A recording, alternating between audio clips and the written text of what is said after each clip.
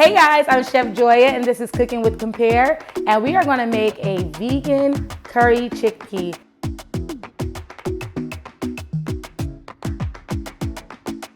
When you select your curries, you always want to check the ingredients list because all curries are not created equal. Now you want to make sure that you don't burn your curry. I always toast my curry, cook my curry inside the oil because I want it to infuse the oil.